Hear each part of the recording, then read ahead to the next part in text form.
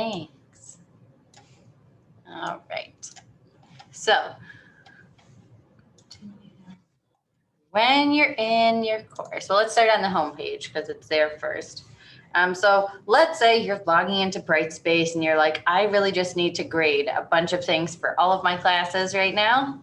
We have this handy dandy quick eval right here on the homepage toolbar. So if you're logging in and you say like, you know, I had 4 classes that had things due today, or I want to grade everything from this past week, you can click on quick eval and it will take you to all of the things that you need to grade. Here, hold on. Sorry, I'm gonna log back in as faculty me and not admin me. And then there will be things. All right, so you can go to quick eval. And you can see all the stuff you have to grade.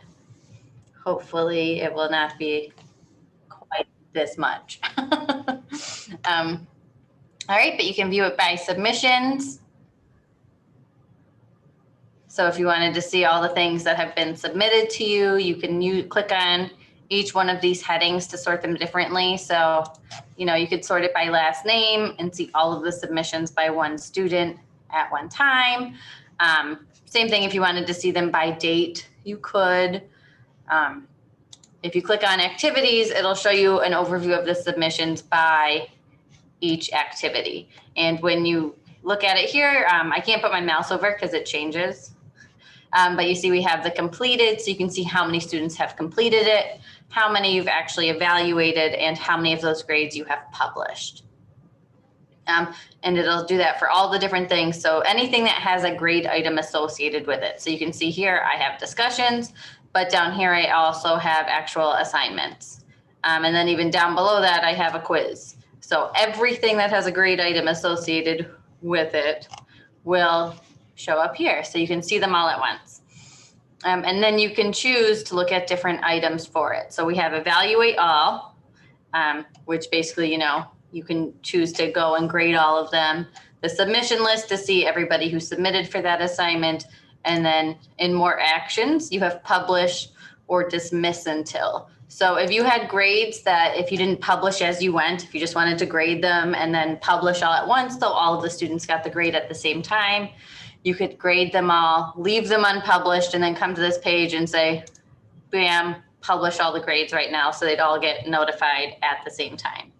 You also have the option to dismiss until. So if you're like, oh, this is something I don't need to grade right now, you can hit dismiss until and you can choose one of these items. So you could give it a specific date, dismiss for forever if it's something that you decided, you know, you don't need to grade. The next submission is nice because if you think you're going to have students who like submit it late. So like if 17 out of 20 have submitted it and you still have those 3 students that you're waiting on, you can say dismiss until next submission. And then if somebody were to submit that assignment late, then it would pop back up in the list. And you can see I had, oh, it was real quick. There was a notification down at the bottom that just said activity dismissed. But let's see, there's also a filter button up here. So you could filter by activity name. So if you have the same activity in multiple courses, like if you had Excel Practicum 1 in 3 different sections, you could click on it and see it for every section all in one place. So if you wanted to grade for multiple and like kind of be in that Excel Practicum mindset, you could. There's also by course. So if you have multiple courses, you can see all of these submissions for one course at a time. Otherwise, the quick eval will show all of the assignments for every course you have from that home page level. So like when you log into Brightspace. Let's see, here I'll show you one. If I go ahead and click on it, I'm gonna click on evaluate.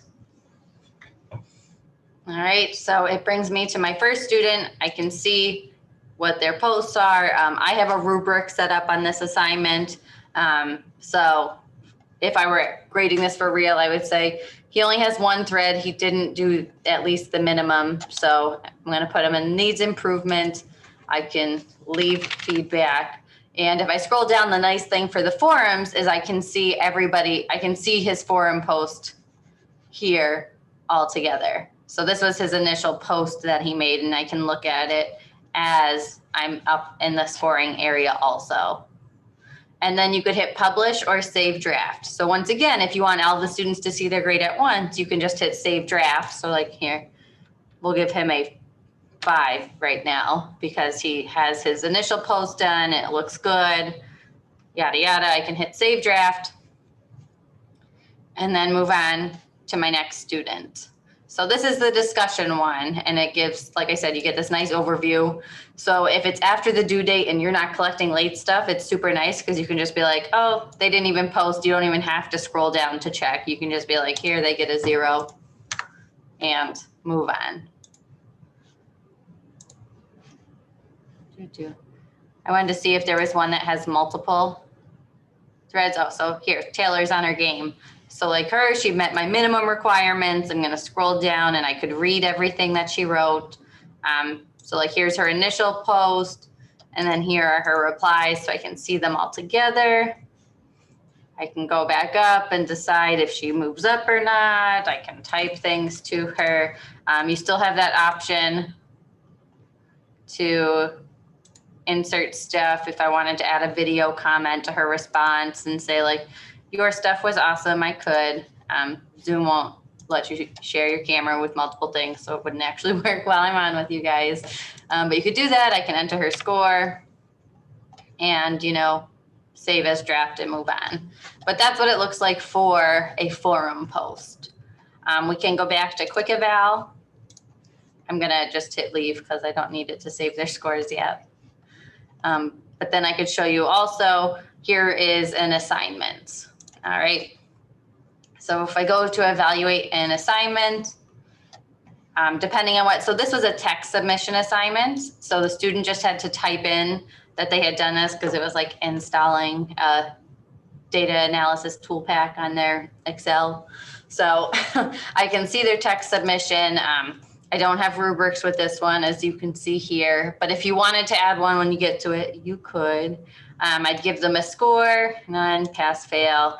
You can still give all that feedback over here in the sidebar. And then if it's a grade that you've already done, like this one I've already scored before, I could update or retract.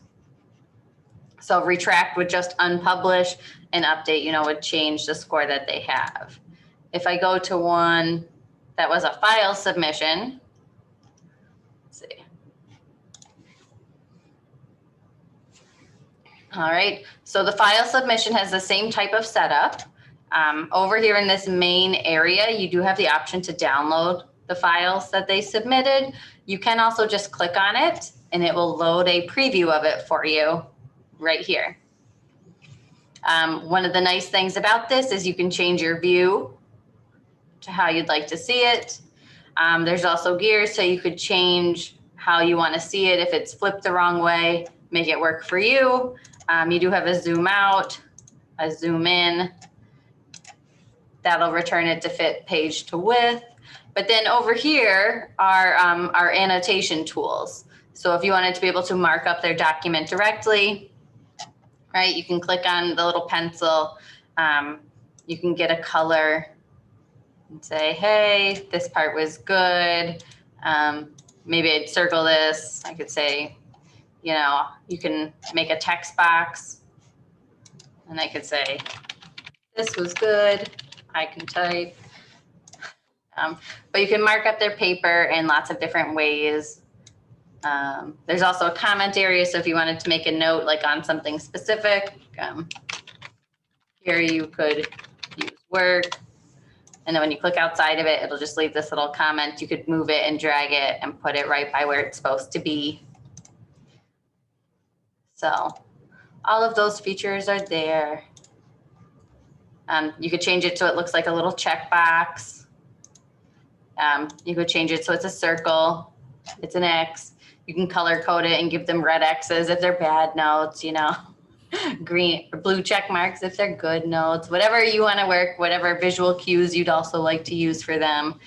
A paragraph symbol if you're doing more writing, all different things. So you could kind of use these to say what works for you. So like if you're giving different types of comments, you can use the different symbols to cue students into those.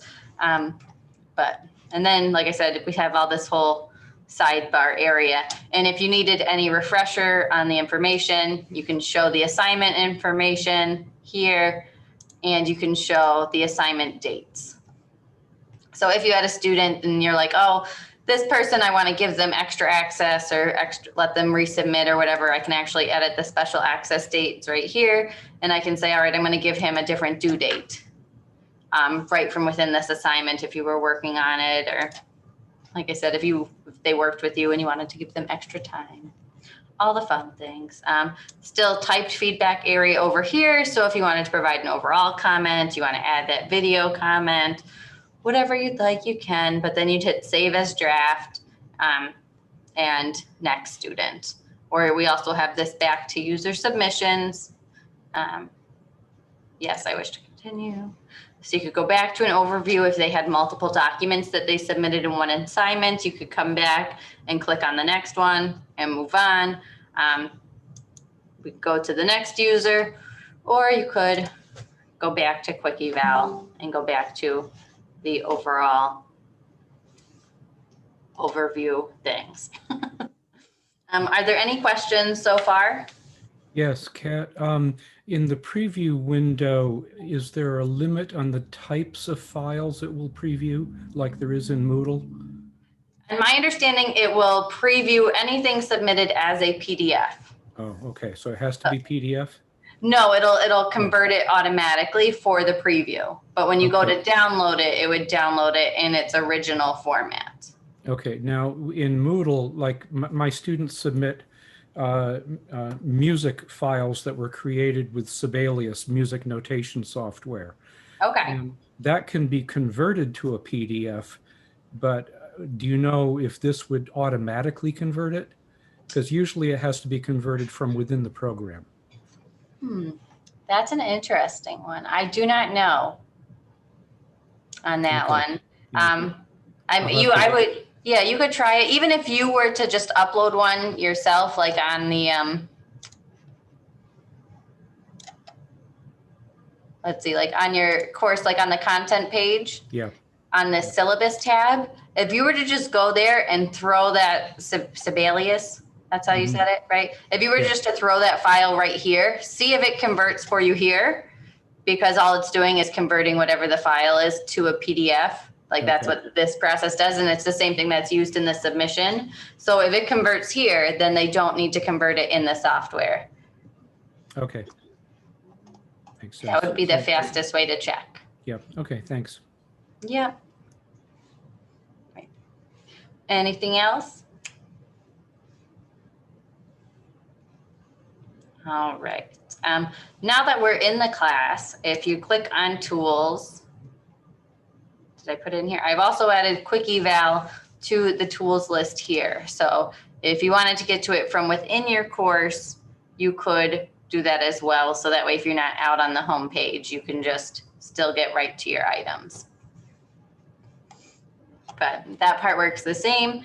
Your other option is that you can always go right through the assignments. So like if you're on an assignment in your class and you wanted to click on it here to grade it, you could go, you could view submissions, and then there'll be a little evaluate button over here. There's still the publish feedback option here. So if you wanted to just save them all as drafts, you could, and then at the end, go ahead and hit publish feedback. You would check them all and then click publish feedback. Some other fun things up here is you have this email users without submissions. So, you know, if it was an assignment that you had students do over the course of a couple weeks and it's getting close to the deadline and you have some students who haven't submitted yet, you could click this button and say, hey, friendly reminder, this is due tonight or tomorrow.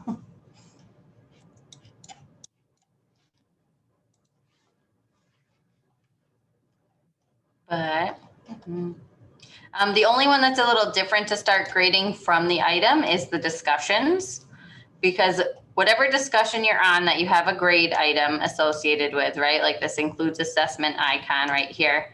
You'll have to click on it and you can click assess topic. It will be in the context menus. It's not going to be somewhere else. I could also click on a post and open it up this way. And from here, I can go ahead and click Assess Topic, and that will bring up all of the student posts. I could also look at an individual post and assess the student. So this will bring up just that students. So I could go ahead and assess her. But it still has that same format that we saw from the quick eval. So for me, it shows my rubric first because I have one. You don't have to. The general feedback if you wanted to type anything in, and then a list of all of their posts. And so here, because they have analytical rubrics and holistic rubrics. And so the holistic rubric, it just kind of gives these overall categories that you can put them in, but you can give them as specific a score as you want. So you're not stuck to the rubric guidelines exactly, which in Moodle, it's kind of hard to change right now. If you are, like if you scored them on the rubric and it gives them a 10 out of 12, you can't override that 10 out of 12 from that screen. You have to go in and edit the grade manually on a separate page area. So here you can just say, all right, they didn't meet all my requirements. So I'm going to give her at least a 6 because her initial forum post answered all of the questions. Yada, yada. But otherwise, any other questions on grading?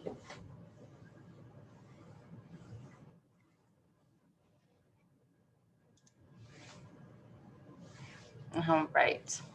So now I'm going to hop over to course admin. All right. And then from course admin, one of the items that we have here is rubrics. So if you wanted to go ahead and you're like, I know I use these rubrics for my class, you can actually build all of your rubrics at once.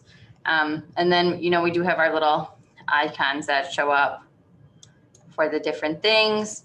So this I'm pretty sure is, so it's linked to an assignment, so you can't delete it while it's linked and in use places, versus this one has assessments and cannot be edited and deleted. This is linked places, so it'll warn you or give you notifications about them in case you're trying to change them or not. But from here, you can go ahead and click New Rubric. You get to name your rubric, and then you can use these drop downs to change how you'd like it to be. We looked at this briefly before, if you wanted to reverse the level order or not. You have all of these items. You could type in here, you know, whatever you're looking for. If you want to get rid of an item or a level, you can delete the comma. All of these items also have their own initial feedback that would come up. So if you were to select, you know, this level 1, the initial feedback, if you have like some generic items that usually come up, or you could always add those there. And then you can give them an overall score based on the assignment for the total points. So like this rubric's out of 9 points. So here I could say that, you know, they have to score at least an 8 to be marked a level 4. This one has to be at least a 6 to be a level 3, at least a 4 to be a level 2. And you have to be a level 2, or you have to get 2 points to earn a level 2 as an overall grade. So you can kind of think of that like at the end of rubrics. Like I always remember, like you had your 4 levels and the teacher would circle like 2 experts and like 1 proficient. And you were like, so am I proficient or expert? So this will kind of sum all those points for you and automatically put them in like an average level that you would put them in. There's also these extra options down here. They should default to hidden. So you do have to click this little tiny triangle over here.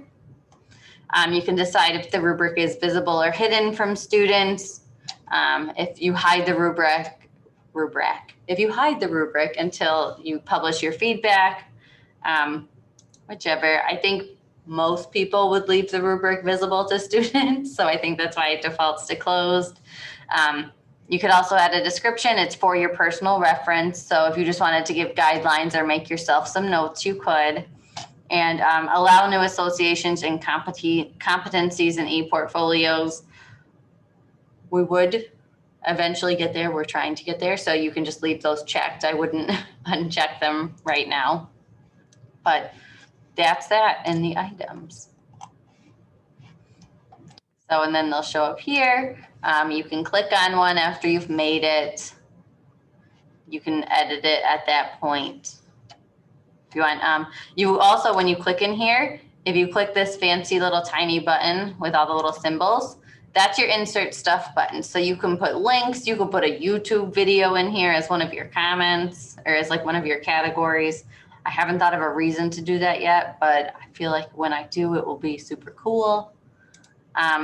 So this one, I gave them guidance and I actually linked out to a document. So it says like, to get this, you had to have taken notes on this. So it's a link for them right there that kind of makes it easy. So when they're checking this assignment, they can go right to the associated document with it. Any questions on rubrics?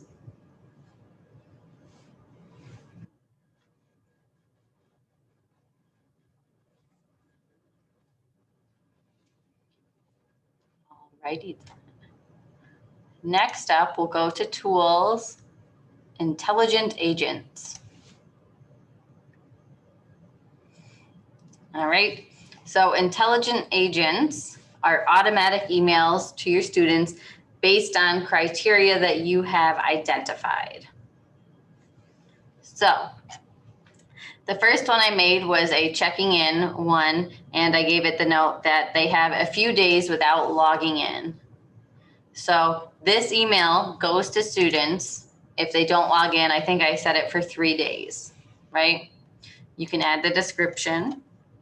You have to check the box that it's enabled, meaning that it will run. Role and class list. So all users visible in the class list. If you don't want to receive the emails yourself, so I have found out like I didn't post in my discussion because I was waiting for the students to post and I'm going to reply later. So I got an email in one of these later ones. So if you don't want to get the emails, you can click this box and say, I only want this to go to students. And then you won't get the emails also. All right, and you can choose different items and you don't have to check them all. So one is that you could do login activity. Now that's when they haven't logged into the system overall. That's not like logging into your course. That's logging into Brightspace in general. So I checked this one as course activity. So the user has not accessed the course in the last 3 days. I didn't add any release conditions. That's the only condition I'm using. And then you can choose when that happens. So is this a one time that like the first time the student does this activity is the only time they get this email? Or is it a repeating action? So every time they don't log in for 3 days, they get this email. So you can choose which one based on what your comment is. So I set it for the first time only. All right. And then I asked it to send an email when that criteria happens. All right. This part we can't change, so you can skip it. But down here, you can type in some information. So we have initiating user, which, and if you forget that, down here it says what special email addresses can I use? You can click on it and it will tell you that you can use initiating user, which is the user who performs the action to satisfy the criteria. So initiating user is their fancy way of saying the student who met the conditions that you chose. All right, you can choose to BC yourself. Eventually, you know, there might be times, or if you have a couple students that you're concerned about, we could maybe set it up so you could add advising here. So advising would know that that student hasn't logged in a few days. Like if you set it for a longer period of time, like I wouldn't do 3 days for advising, but maybe in the spring I'll add one that's like, you know, 10 days. Because like I could see them falling off for a week and coming back. But like if a user hasn't logged in 10 days, I'm going to BCC advising also that that student hasn't accessed my course. And then you can type this in. And then, so like it's just an email now. So here's the subject. Here's the information you want to add. But then remember, anywhere I have these fancy braces, it'll customize with actual information. So what replace strings can I use? If you click on it, it will show you different things that you can type in. So I used initiating user first name, so it'll fill in the student's actual name and seem personalized. Because this one is based on logging into the course, I also used the last course access date. So it says like, I noticed you haven't logged in since such and such a date. And then I generally say, so like I said, you're not required to log on, but it's helpful.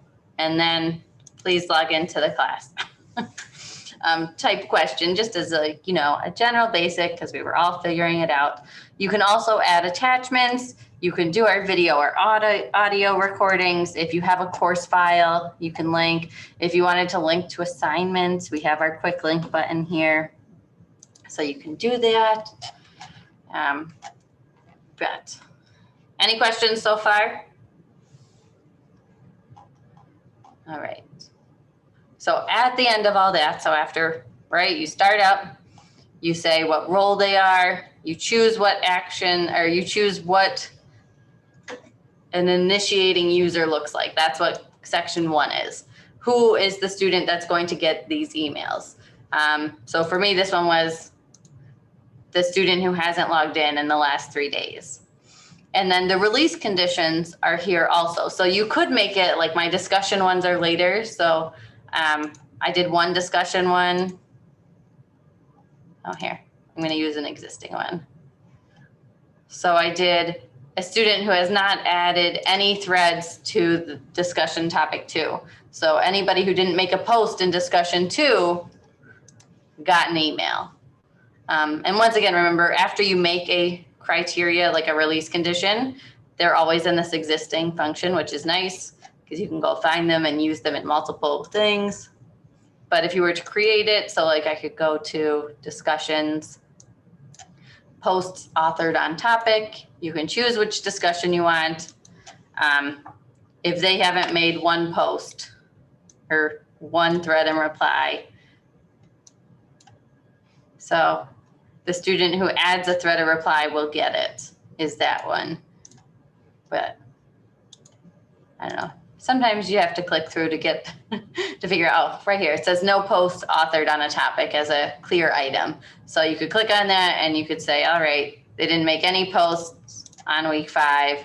And you could choose if you just want it to be threads, so those initial posts, or they didn't make threads or replies. Mine set up that they have to post first to see everybody's. So the threads is the only one important to my class, but you would hit create. And then the action is basically saying how often it happens and then what your email looks like to those students. And then the last part down at the bottom that we didn't talk to yet is schedule. So you have to check use schedule. And this part seems confusing to me because you're like, why won't it just send it when it happens? But you can use the schedule. So you check use schedule, then you check update schedule. And you say, how often do you want it to look for these users? So if it was, they haven't logged in every 3 days and I said I want it to happen every time that happens, you could say, is this a monthly one? Do I do it weekly and say anyone who hasn't logged in for 3 days during this past week will get a message? So you can choose how often you want this agent, this email, to check for users and then email them. This one I would recommend to be careful when you're scheduling in advance, because you're gonna wanna set it as like the start date for your course or give the students time to get in and use those systems. So if you said, oh, they haven't logged in yet, and you just said like, repeats every day without a start date, like when spring registrations happen, if I don't have the spring schedule start date set, they'll start getting emails because it's checking every day. And it'll be like, oh, this student's in your class, but they haven't logged in. And you're like, well, the spring semester hasn't started yet. So you are gonna wanna check for that start date feature. And then if you need an end date, or if you just wanna make sure they don't get lots of emails after the fact, you can also set the end date for whenever you want that to be. If it's something like my check-in for the 3 days, I really only did that for like the beginning of the semester, because by now I kind of know them all a lot better. For me, I found it helpful because then I BC'd myself. right? So I could start to see, oh, this student hasn't logged in 3 days. It's the first time this happened. Oh, every week I get an email that the student hasn't logged in for 3 days, and maybe I should check in with them on a more personal note and see what's going on, or if they need a meeting or whatnot. Cancel. All right, but then over here, you have this nice overview of your items. So you can see the results of the last run. So it just, it ran yesterday, there you go, at 10 o'clock, and I didn't have any students who hadn't logged in for 3 days. But this one I can see on September 14th, which is like the day before their threads were due, I had 13 users that hadn't posted, so it sent the email to 13 students. So, and you can go and look at the list and you could click on email sent to see the message that was sent. If you don't schedule an item, right? So like this one, I didn't check use schedule. When you click on the thread using this context menu, you can click run now. So if it's something that you want to set up and just run it one time to have it do it for you, like if you don't want to manually go through and say, here are my students who haven't logged in 3 days and have a C or less in the class. And if you want the system to identify those for you, can do it and click run now. There's also a practice run. So if you're not sure, like in setting it up, you can skip scheduling it at first, come out to this page and say, all right, do a practice run. So it'll do a practice run. It sends you an email when it's done with the practice run. It usually doesn't take that long. But you'll have this little notification here, like this little symbol that you're doing a practice run. But you can see the students and make sure it picked out the ones that you thought it would.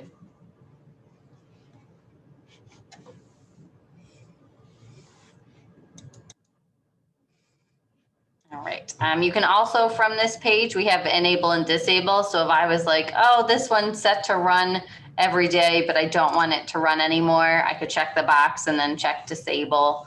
Or if I don't want to use this check-in one anymore, like it's set to run tonight, I can check the box and disable it.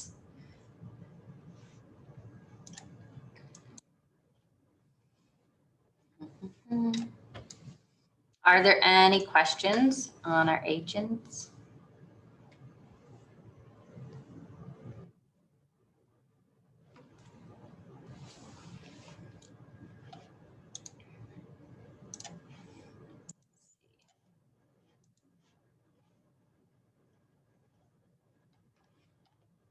Reading, auto agents, oh, attendance. All right then. Let's go to attendance. So just like our auto agent, our intelligent agents, attendance will be over here in our tools. Since it's not something that everybody uses or tracks online, it is not here currently in our quick list. It is on the course admin, and we can click attendance. All right. The first thing you have to do is create an attendance register.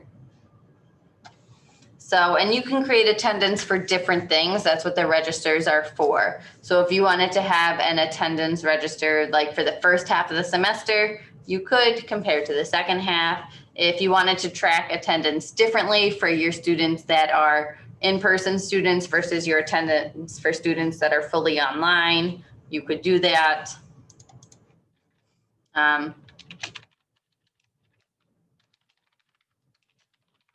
So right now I'm just going to call it in-person attendance. The system scheme has our default cause for concern. You could decide what percentage would be an issue.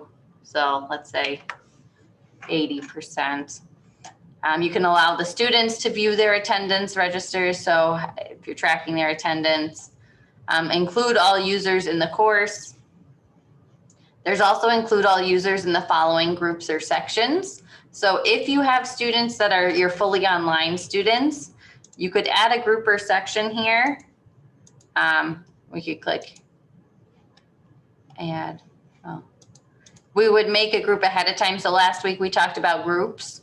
If you have students that are fully online students, I might recommend making a set of groups that's, I don't know, student type or attendance type for students, and leaving it as one of those private groups so the students can't see it, and putting your online students in a separate group from your in-person students. And then you could use them here with that group. So only your in-person students are being tracked by their in-person attendance, and you don't have to see their names, and remember to skip them every time. But then down here you have sessions. So you could add, you know, Monday, 10:23, you know, class 1, not 12. And then you could do like the next Monday, 10:30, class 2. If you wanted to give more of an overview of what you're talking about that day, you could. Or if it's like an offsite, or if you have a guest speaker. You know, whatever you'd like. And then if you get down and you're like, oh, I want to add more classes right now, you can say, all right, I need 10 more slots, add sessions. It'll prompt you to save the old ones. Oh, I have to enter a spot. Monday, 10:05.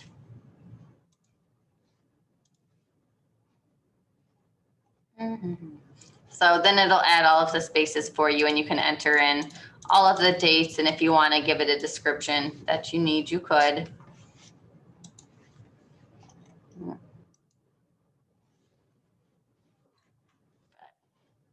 All right, so you can see it right here. We have in-person attendance, cause for concern, 80%. The number of sessions here is 3.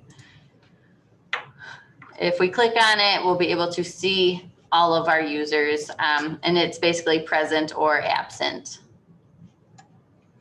So you can click the little arrow right here, and it will enter attendance for that day.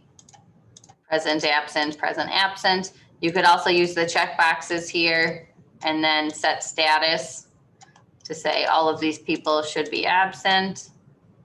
So if I were doing this, I would probably, depending on if more were present or more were absent, I'd set them all to the 1, you know, and then go through and check off and say, but these 3 were actually absent, and set them in for the day rather than clicking through everyone individually, and then hit save.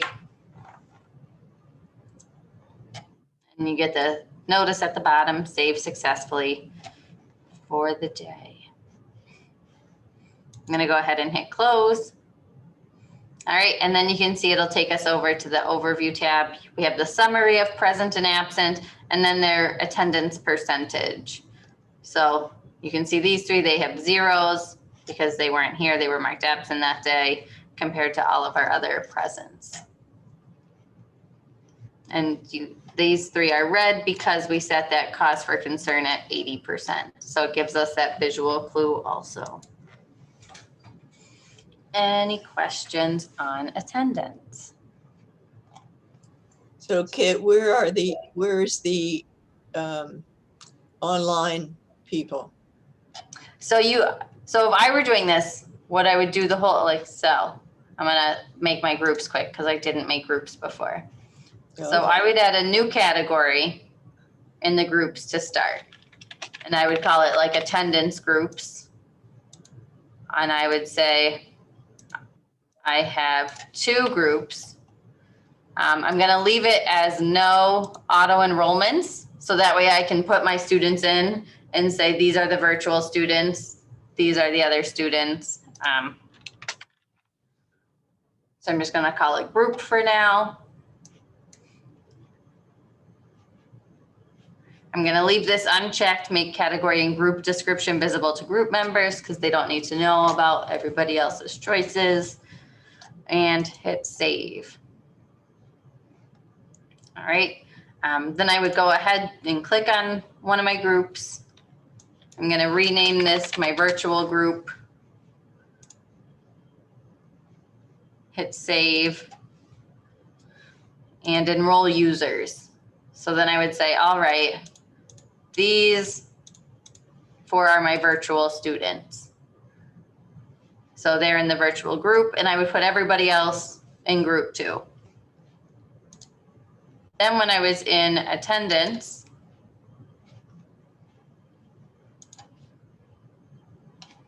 I would do a new register and call it virtual attendance.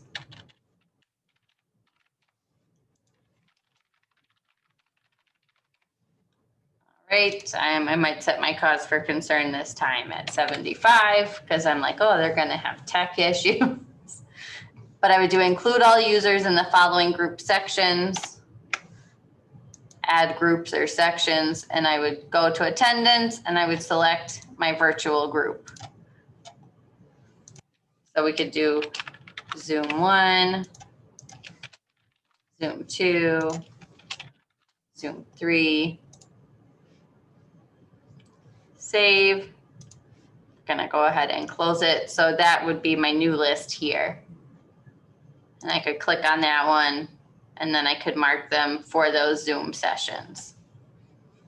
And you don't have to separate them by students like that. You could just have separate registers for like your in-person classes and your Zoom classes, because that might give you some interesting data if you want to track if your attendance is different at all from your online classes compared to in-person classes.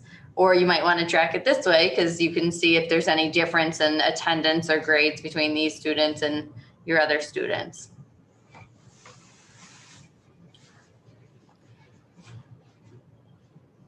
Kat, is there any way of making attendance linked to an activity, like viewing a video lecture and counting that as attendance? No, it won't link to an activity directly. But you could, depending on what you want them to do afterwards, like if the system will track if they have viewed it or not. Yeah. So you could always set a restriction up on the next thing and say, you can't even look at this next piece until you've looked at the first one.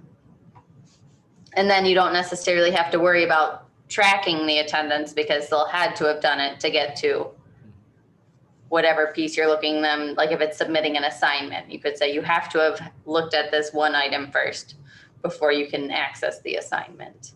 Okay.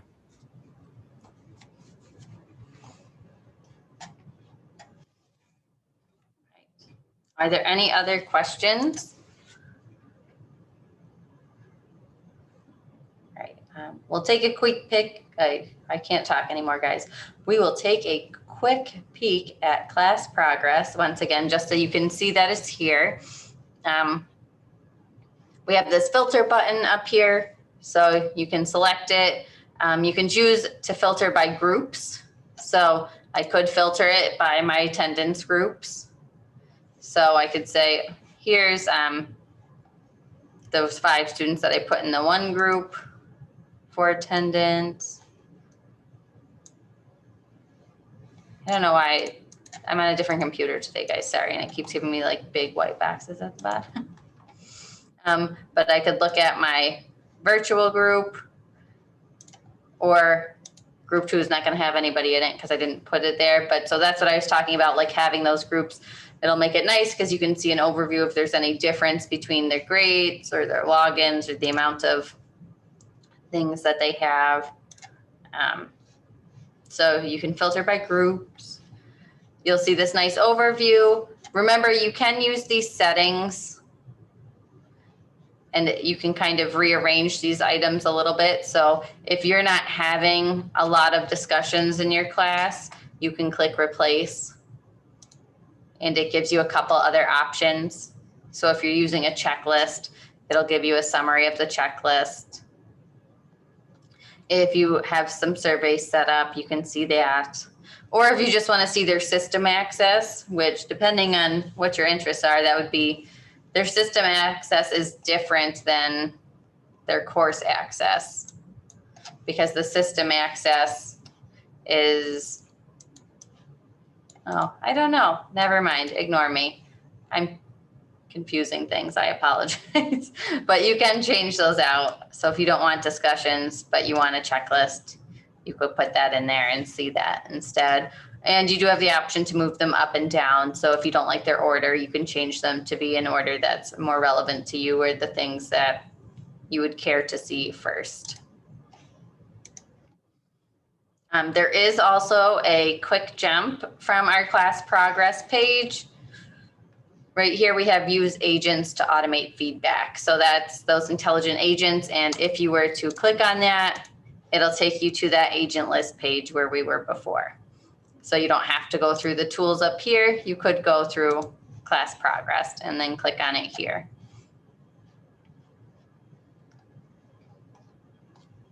Yeah. And then once again, if you were to click on a student, you can get a more detailed view about those access items. So we have this little sidebar to quick jump us around.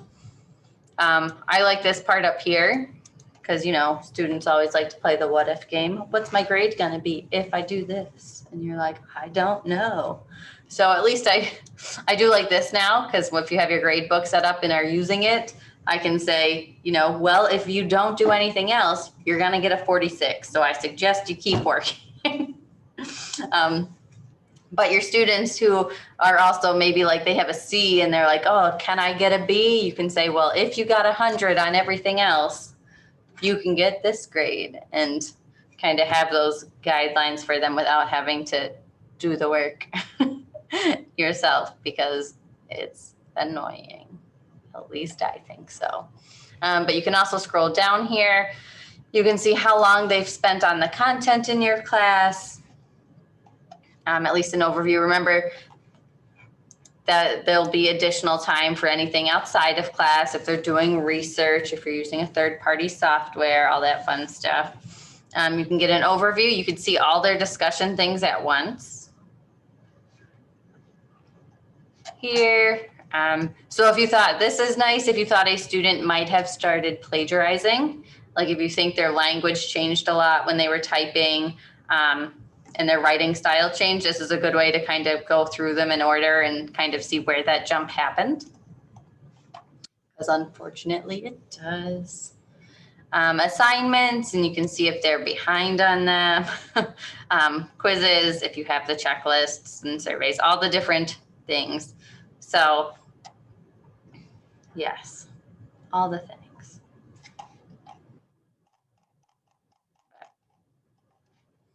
Are there any questions? Right. Guys, every time we start, I don't think I'm gonna take it as long as an hour, but then we're here and it's been almost an hour.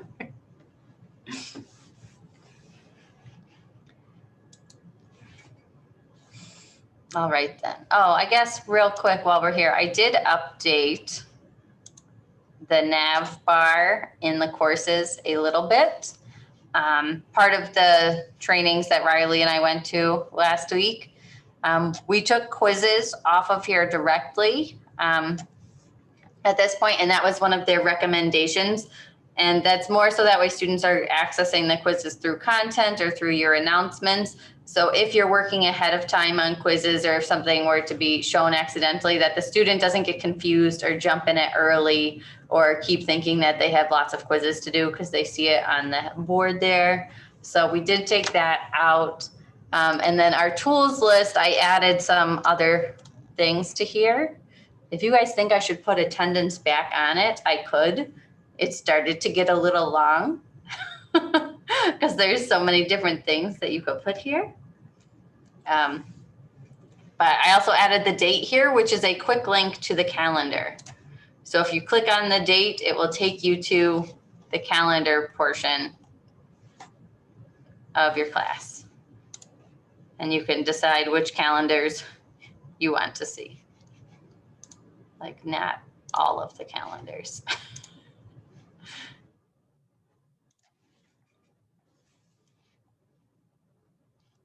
Oh, it looks so much nicer there. But yes, so that's that. All right. What are you guys gonna do next Monday afternoon with all your free time?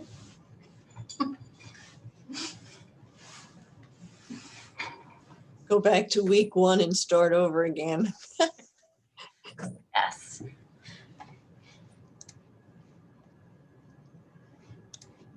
Sounds like a plan.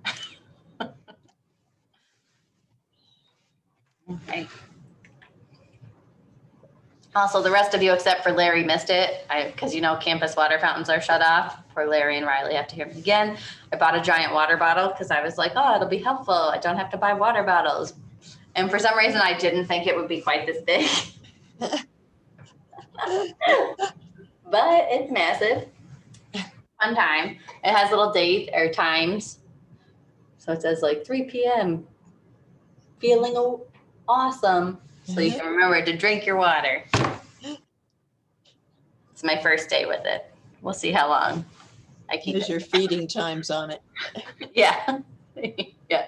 Like it's snack time right now. Need a little backpack for it. Yes, it has little holders for straps, though it did not come with straps. It's just got this solid handle.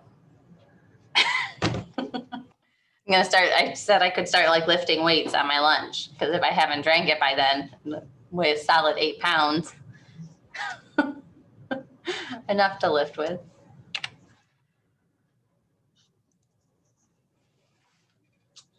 All right, well, as you guys start building and doing things, remember you can always submit a help desk ticket or email us. Help desk tickets are faster because then we both see them and they'll both come in. So if one of us is busy or in a meeting or doing trainings, the other one will usually get it, aside from these ones where we're together. But otherwise, that's all I have for real now.